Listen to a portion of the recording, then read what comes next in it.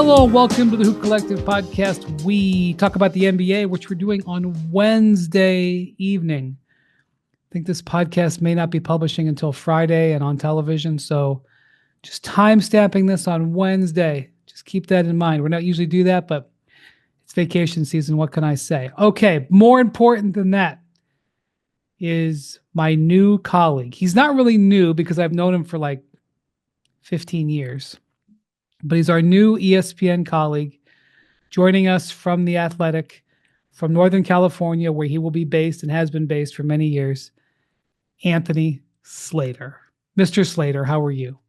I'm great. 15 years would put me like end of college. So all right, I just ballparked it. I don't want to age you. I don't want to age me for that. That's matter. Probably right, though. I would say probably 12, 13. This will be coming up my 13th season covering the NBA, and I can imagine. I don't remember the moment I met you or the game I met you at, but I assume it was very early in my beat writing career. So probably 13 years ago, 12. Is it possible that when you started covering the Thunder, because that's what your first NBA job was, covering the Thunder for the Oklahoman, is it possible that you could not grow the very beard that is now your trademark?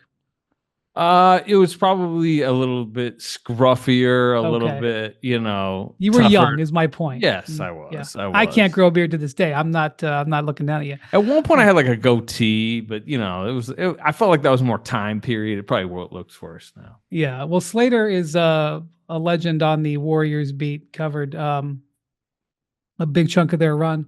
I think 3 of their championships. You covered? Yeah. I mean, look, I came over when Durant did. I covered the last 3 Durant seasons in Oklahoma City. So the 2 Durant titles, and then the resurrection of, or whatever you want to call the 22 title that shocked a lot of people. So yes, 3 of the 4 titles. Well, you're in the Bay Area. I guess I'll extend it to where you are, the Bay Area. Sure. And I am in Newark, New Jersey, which is the other city by the Bay, which is a reference to Sopranos. If you got the joke, congratulations. If you think it's weird, just move on. Okay, so I'd like to talk to you about the Warriors. That's you're going to be covering more than the Warriors for us, but this is your area of expertise, which is important because it still remains one of the most relevant teams, one of the highest interest teams. However, as has been repeated routinely for the last 2.5 weeks now, I guess 3 weeks, the Warriors have not made a move in this offseason yet. It is not for lack of lining things up and trying. So I think as we were recording this on July 23rd, maybe there will have been a move by July 25th. We can't see the future, but Slater, what are we to make of the Warriors offseason thus far? It's not that surprising. Maybe you thought they might chip in a minimum or 2 or, announce an agreement without an official press release, which means it's been signed. But their big ticket item was Jonathan Kuminga. There was a lot of signs leading up to his free agency that it could drag because of the frozen restricted free agent market, which, by the way, is not just a Jonathan Kuminga thing. I think we all know. But there's a lot of scar tissue in the relationship. There's a lot of dynamics at play. There's a lot of CBA mechanisms and reasons that we are sitting here on July 23rd, and there's been somewhat movement. There's I would categorize the Warriors this week, and we are talking on Wednesday. Again, people may not be listening until Friday, but I would categorize the Warriors this week as more motivated to get something done with Jonathan Kuminga and attempting to move the ball down the road a little bit. And I've always felt that the most likely scenario was a Kuminga reunion for various reasons. But it's still stagnant July 23rd for various reasons too that go back. It really goes back 4 years. I mean, it's a 4-year story with Kuminga, and I don't know how deeply you want to get into it, but that's why they're stagnant, because of Jonathan Kuminga's situation.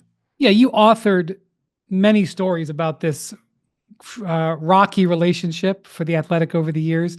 Some of them were co-authored with our colleague again, the ESPN, Shams Charania, where, I mean, there was sort of a legendary story where Kuminga was quoted. Were you on that story with Shams? Yeah. There was 2. There was, so you're talking, I already know the one you're talking about. Yeah. This would have been his 3rd season when he was, he had a really good 3rd season if you look at it statistically.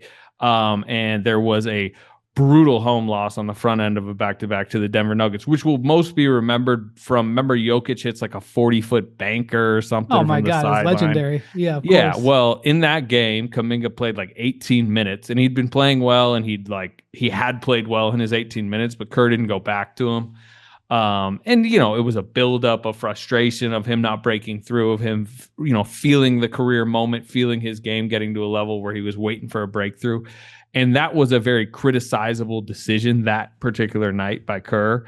And in the middle of the back-to-back, yeah, me and Shams dropped a story where, it was basically Kuminga losing faith in Steve He was Kerr. quoted. Was he quoted as saying? He was quoted the next night about it because, Okay, again, front end of a back-to-back, they then play the next night. Kuminga plays like a career high in minutes. He's awesome. They beat the Raptors. I remember. And then post-game, he gets into great detail about how him and Steve had a meeting that morning and like kind of discussed their I guess lack of communication at times. And it almost 24 hours later was viewed as like, hey, maybe this is a positive. And again, he actually finished that season, at least regular season, decently. But that's like one chapter of about Right. 19 in this Right. saga. We don't have to go chapter and verse, but long story short, Kuminga and Steve Kerr have had a rocky relationship. And I don't know if he was the centerpiece of the two timelines, he and James Wiseman, but he certainly was a big cornerstone of the two timelines, and it hasn't worked out. And it seems, if I could say this broadly, and if I'm over generalizing, knock me back into line. When the Warriors have their best players out there, Kuminga doesn't necessarily seem to thrive. But when he gets a bigger role and the ball in his hands more, he tends to thrive, which is why a lot of people, including, I guess, Mr. Kuminga himself, might have seen a future outside of Golden State, but it hasn't worked out for various reasons, largely because restricted free agency is a B word. And that's the world he's living in right now. Yeah. And he has had moments with the full cast, which has changed over his 4 years, where he has, had huge stretches, 6 weeks where he's averaging 18, 19, 20 on good volume. And, but I will say typically it's like, hey, during Draymond's suspension, the longer suspension was one of his real bust out moments. During Andrew Wiggins' hiatus, everybody can probably remember Andrew Wiggins, or it was Kuminga's second year, missed basically from the All-Star break to the end of the season. And you go back, and this is Kuminga's second season. He was a massive rotation piece that helped drag them to the 6th seed right at the end. And then Andrew Wiggins showed up on the doorstep right before the playoffs, and he was basically pulled from the rotation. And when you trace some of Kuminga's frustrations, it is because there have been moments where he's felt like he has broken through. He has proved to Steve Kerr and the decision makers that it is time to maybe anoint him ready to be an every night guaranteed rotation player. And there just hasn't been as much of a trust and belief and backing, and, call it immature, for a young player. But I think that often leads to his, bad transition defense, which can frustrate Kerr, lack of, physical rebounding, nights where he's kind of jogging up and down the floor and floating to the corner because when he doesn't feel that backing, has a mindset of like, all right, y'all just want me to, get out here and, not make a mistake because you're going to pull me if I make a mistake. So let me float to the corner. And again, I think that showed itself again at the end of his 4th season where they put him, in my opinion, in a very tough spot during the Rocket series. After pulling him, there was a couple times they had to plug him in, right? Remember, Jimmy Butler misses game 3 at home, and they start him after keeping him out of the rotation. He played 11 minutes. He played hard. He made some mistakes. He'd been on ice. And then game 7, remember, they lose the 3-1 lead. It's 3-3. He had a couple bad moments in game 7, but that was like a really kind of difficult environment to be thrown in. And, with Jimmy Butler there, which goes back to your earlier point about like the full cast, is particularly the Jimmy Butler, Steph Curry, Draymond Green full cast, it is kind of a misfit. But he would flip it, and you can flip the mindset where it goes, okay, Steph Curry tweaks the hamstring, and all the guys that you could say the Guy Santoses of the world who might play better as a 4th or 5th guy in the lineup and might, help get a hustle rebound and get back in transition and do that type of stuff. Well, guess what? When Steph Curry strains a hamstring, you can't go, hey, all right, take the ball, take Naz Reid off the dribble, score 20 tonight. Right. And it's like, well, that's valuable. And that will be valuable next season, won't it? I mean, let's say Al Horford is in tow, and clearly that's the Warriors' plan. We'll see if it's executed. But that would make 4 of their starters 35, 35, 37, 39. Al Horford doesn't play back-to-backs. We know some of the injury and the I don't want to say coasting that some of the other stars do, but you throttle up and throttle back during the regular season.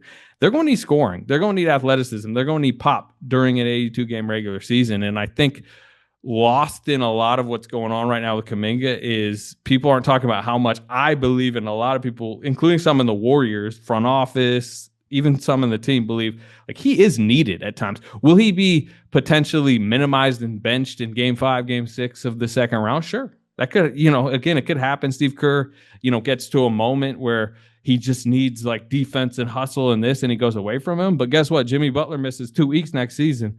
You need a scorer. You need a 5th-year, 6'7" wing who's going to go to the rim, because there's other flaws on their roster that very much show themselves when one of their scorers is out. They've also tried to trade him a couple of times that I'm aware of. They tried to trade him. They tried to trade him for Kevin Durant midway through this last season. They tried to trade him for Paul George last summer when they ended up not, the Clippers basically wouldn't agree to the trade. God knows how many other times he's been in discussions, but at least two times they tried to trade him for a star player. I'm sure there were discussions with him and Jimmy Butler. He ended up not being in that deal. Obviously, ended up being Wiggins, the big name in the deal. But the Durant trade, this deadline's very important here, because you go back to last summer and there's a lot of even angst now, I'd say, about he was extension eligible last summer, right? And it doesn't get done. Part of the reason it doesn't get done, and sure, the way it's been put to me is there was never any offers on the table. There was some dancing around of word, as the word offer is a tough word for media to use, whether it's trade or contract or, offering the job to a head coach. The word offer is a difficult word. I think I know with my editors, they'll be like, well, didn't they offer it? I'm like, well, hold on. Just be careful using the word offer, because when you use the word offer, you kind of got to defend it. And there's this language game that was played. So I understand what you're saying. Yes. So what's important there, though, is part of the reason that the Warriors were hesitant to extend Kuminga last summer. And, while numbers were discussed, and I think Jalen Johnson getting 5 years, 150 gave a target that obviously Kuminga and their his representation, they had ambitious thoughts about what it could be. I'm of the belief, and I've been told, that they would have taken 5 for 150 if it was ever on the table. It wasn't on the table, and part of the reason the Warriors didn't necessarily want to put an offer on the table and never actually did put a firm, sign on the dotted line type offer on the table is because it would have poison pilled his contract. And they were very much in flexibility mode because they wanted to be able to trade him. And if you sign him to that deal, he's nearly impossible to trade last season. And as you mentioned, they almost traded him for Kevin Durant, which, by the way, I think I think the Warriors, you could argue whether it's better that they got Butler or Durant, but I'll tell you where Jonathan Kuminga wouldn't mind being right now, an extended member of the Phoenix Suns, which was probably their plan if they had gotten that deal done. And let me just say that when it comes to poison pill, just so our listeners know what that is, because it's a little bit of an obscure reference. Yeah. If you have signed a contract, if you're in your rookie deal, and you're in your 3rd year, you're going into your 4th year, and you sign a contract, you become much harder to trade. I'm not going to get into the chapter and verse of it, because I'm afraid I'll make a mistake and then I'll have to retract something, and Bobby Marks will have to answer for me. But you become harder to trade.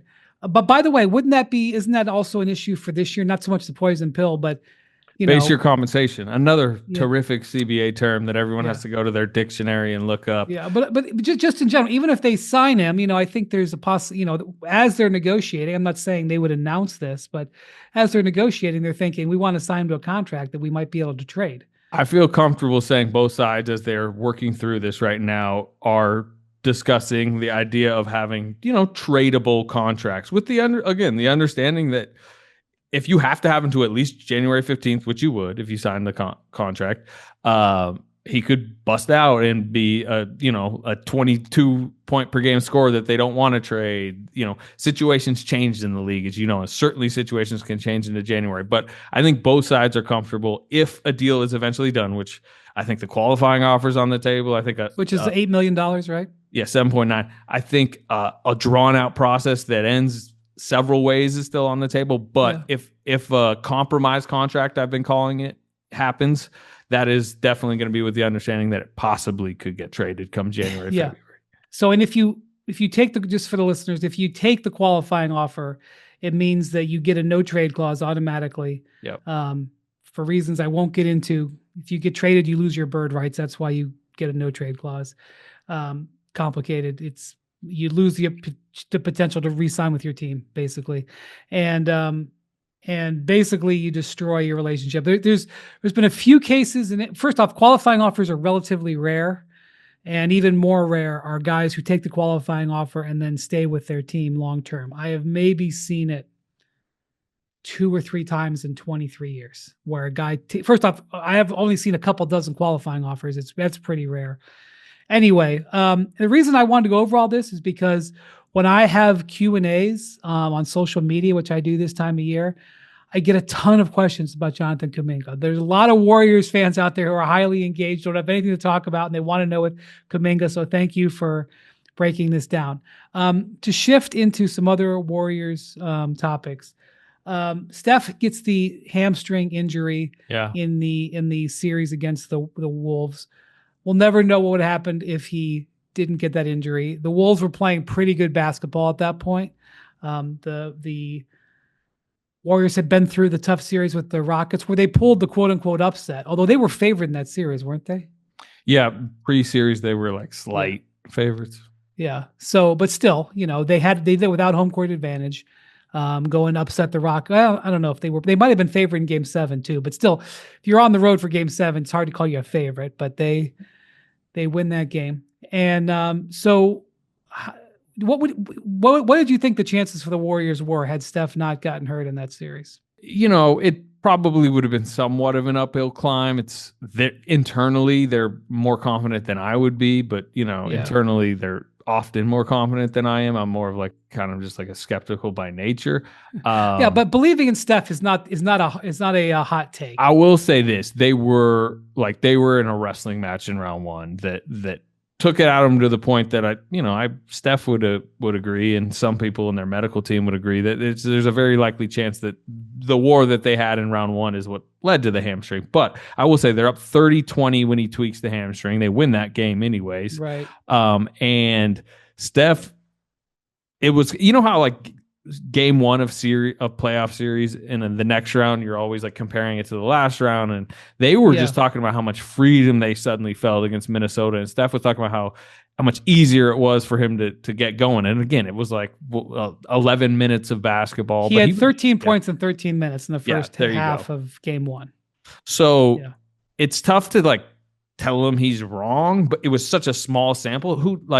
Minnesota had played horribly. I think Anthony Edwards was like 0 of 10, 0 of 11 to start the game. If you look at their 3-point shooting, that's right. I remember that. It's not like you can just take those 13 minutes and go, that's exactly how it was going to play out. And Steph was going to score easily, and a sweep was on the way. But I will say, they will go to their graves believing they were going to win that series. Joe Lacob went on record, me and Marcus Thompson of The Athletic, when they got beat 4-1, we went into the little like courtside club with Joe Lacob right after, and he was like trying to contain himself from putting it on the record because they hate when they get hypothetical, right? Draymond even had a long thing about this. That they hate when, if somebody's gonna say, well, Kyrie got hurt and Kevin Love got hurt in this and that.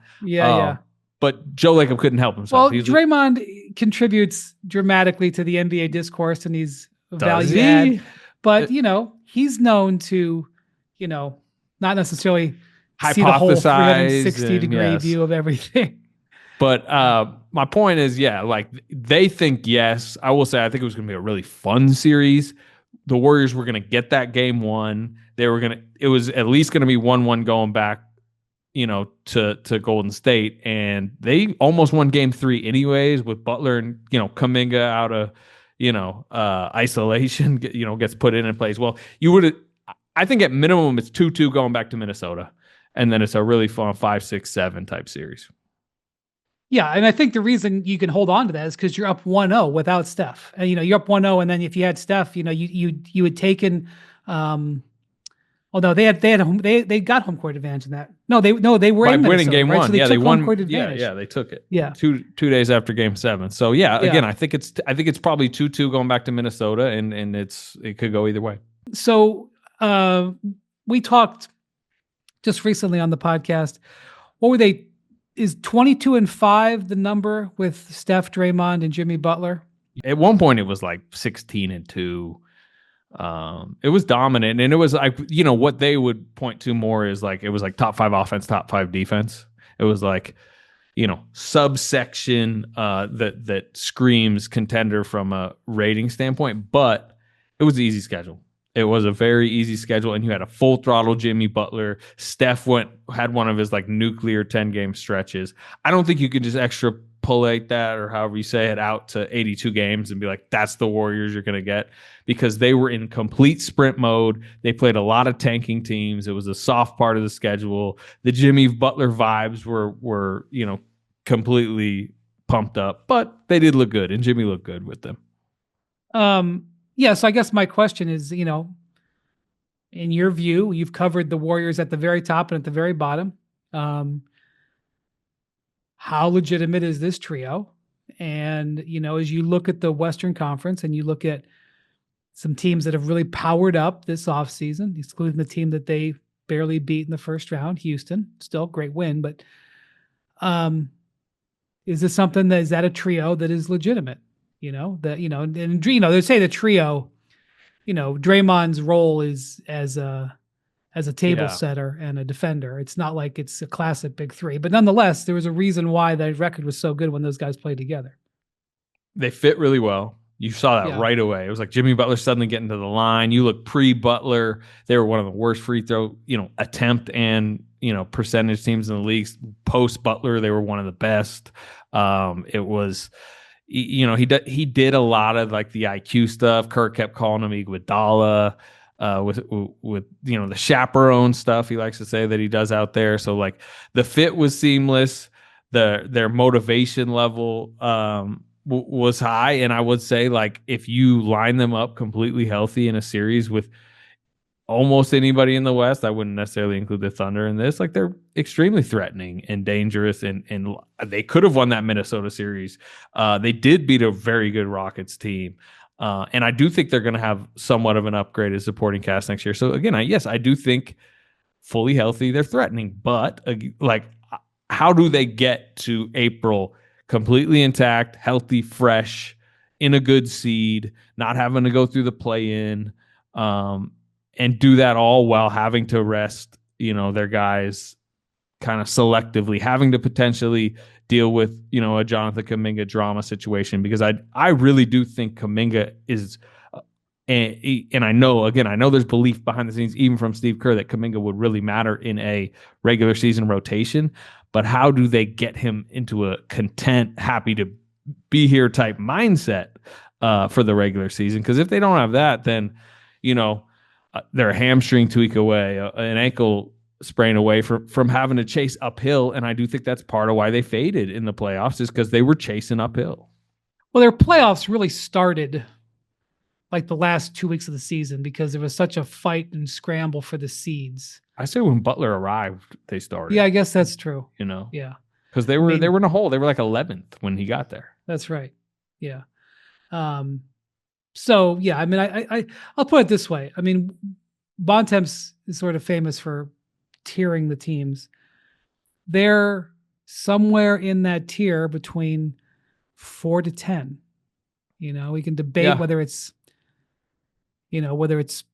because, I think most people, and you can certainly overrule this, but most people think Oklahoma City is in a spot by itself. And then Denver is in a second tier. Some people will include Houston in that. Some people will include the Clippers. But even if you don't, either way, like between 4 and 10, there's a lot of liquidity there. And the Warriors are in that, but they have 2 players who have the capability to flip a playoff series by themselves. So If you're the Warriors, my guess is you're looking at two things this year. And again, correct me if I'm wrong. One, as you said, you get to the playoffs with your two guys healthy and not worn out, so that you get into a playoff series and you have those two guys you think can flip it. Secondly, you do what they did last year, which was you lay around and wait to see if you can make a big trade. They have their draft picks going forward. We know that they're trying to get Kuminga in a contract he can be traded out of. They have some other pieces. They have a bunch of medium-sized contracts on their team that they can move in and out of deals.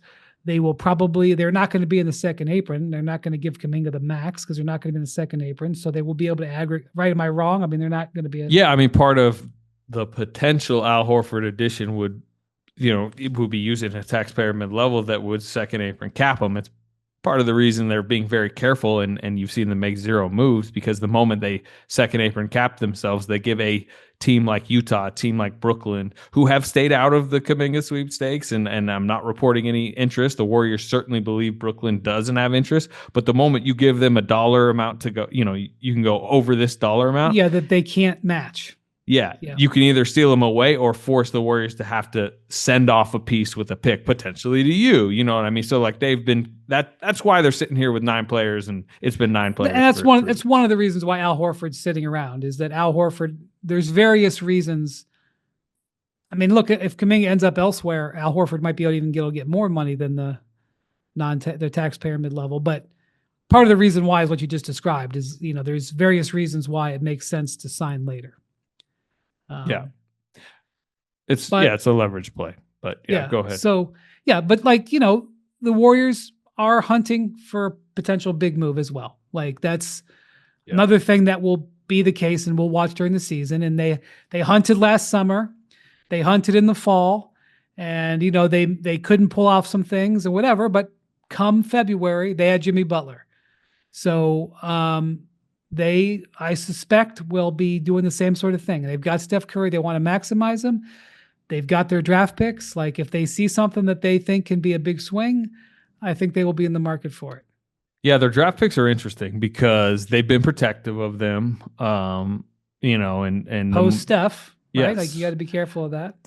But it's like a two-sided coin, where they're probably overly protective, maybe, of the future, some people would say. But also, like, if they do decide to just flip one unprotected 29 pick or something like that, the league's going to be thirsting for it, because that's a post Steph Curry. That's true. Warriors pick. It's valuable. It's much more valuable than a 29 Spurs pick, or name your team with and in his it's one of the reasons why people have been talking about what Portland has. One of the reasons people are high on Portland is that Portland has Milwaukee's draft, either the pick or the swap, in 28, 29, and 30. Maybe Giannis is still there. Maybe Giannis is gone. Maybe Giannis is diminishing. Like, you're looking past the current star timeline. It's one of the reasons why the Lakers have been careful about giving away their picks in the late 20s and early 30s, because post LeBron,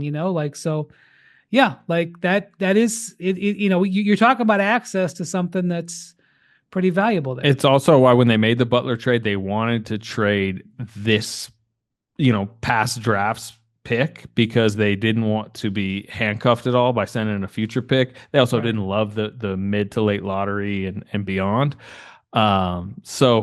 There's definitely a lot of like asset management going on behind the scenes with this entire situation, including like they've been part of the reason that a sign and trade hasn't got done for Kuminga. There's been, particularly the Kings and Suns, I would say, have been the most aggressive, is because the Warriors have been pretty steadfast in their requirement of at least a first round pick. They also want a young player, and they don't want to take on bad contracts. And that's what's really, held a lot of this stuff up, because it's like, not only does the team have to want to sign Jonathan Kuminga, convince Jonathan Kuminga to take this dollar amount, and he has high ambitions for his next contract, but also they then have to call the Warriors and basically make, a pretty decent value trade where you're giving up a pick and a young player, that type of stuff. That's why so much of this stuff is just in gridlock. Yeah. Now, I want to say that Steph Curry, he turned 36 last year? He will turn 38. He turned 37 in April. Wow. Yeah. Wow. Last year, let me tell you what his stats actually. were. Let me tell you what his stats were last year. Yeah. He averaged 25 points a game. First off, he played 70 games. It's pretty good. Last 2 years, he's played 74 and 70. Um, Averaged 25 points, 45% overall, 40% from three. You can pretty much write that down. 93% at the line, which was his actually his second best free throw season of his career. Anyway, still averaged 6 assists. Um, Still playing at a very high level and still doing insane stuff to defenses. It's those numbers, and it is like the defensive attention and gravity that he creates, and everything their offense is based out of. Like, to see him, I mean, you've been there, but like to see him in the arena with the way like defenses just morph and like double team and chop block away from the ball and all that. Yeah. In all honesty, this will sound trite. I can't believe his pregame routine. Yeah. That he still, when you're at a game and it's March, February, in other words, you're not really getting playoff ready just yet. And he's still doing this incredible pregame. I mean, I understand why he does it. It's what he does. But if you don't come early to a Warriors game to watch him do a pregame routine, you're not getting your value of your ticket. And I just can't believe his energy is crazy that he's able to devote that much energy before the game and still have totally engaged and having fun. When he's got nothing to play for. I mean, he's done everything. Competitive freak. Well, nuts, of course. I mean, all these guys. Yeah, exactly. He's a showman too. Once they got Butler last year, he went on this surge that a lot of people were crediting with, like, hey, he's kind of got this invigoration. He has suddenly a belief that they can at least. He kept calling it meaningful basketball. That became the big term that Kerr actually really liked to use. But you go back and look at some of those road games, like an Orlando 52-point game. Where he hit like this half quarter and all this stuff, and he had the entire Magic crowd standing rooting for him by the end. And again, half of it was probably Warriors fans, but he did it in Brooklyn. Like, he just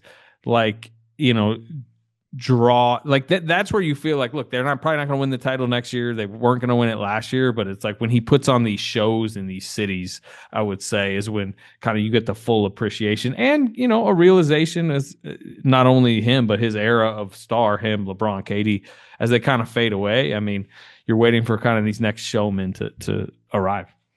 Yeah, I saw him play at the Garden this last year. Steph at the Garden. I mean, I was at the game. What year was it?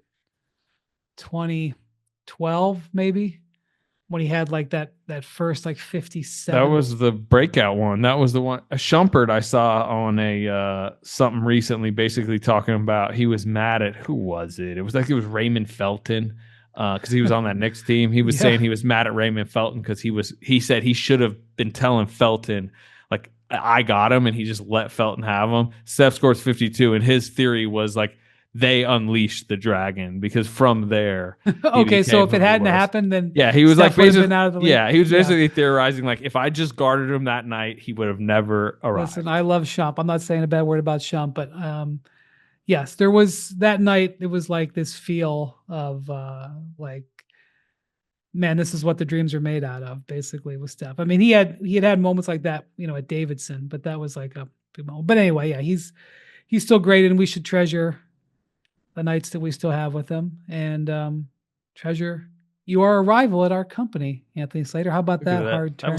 That was a transition right here. That's why I came for these type of professional transitions. We're just trying to get through a podcast in late July, if you want to know the honest assessment. But hey, Sam Amick could never transition like that. Sorry, I shouldn't say that. I think that's true, actually. All right. Well, we look forward to having you with us and as a part of our collective into the future. We're very excited about your arrival. We've been trying to get you for years, honestly.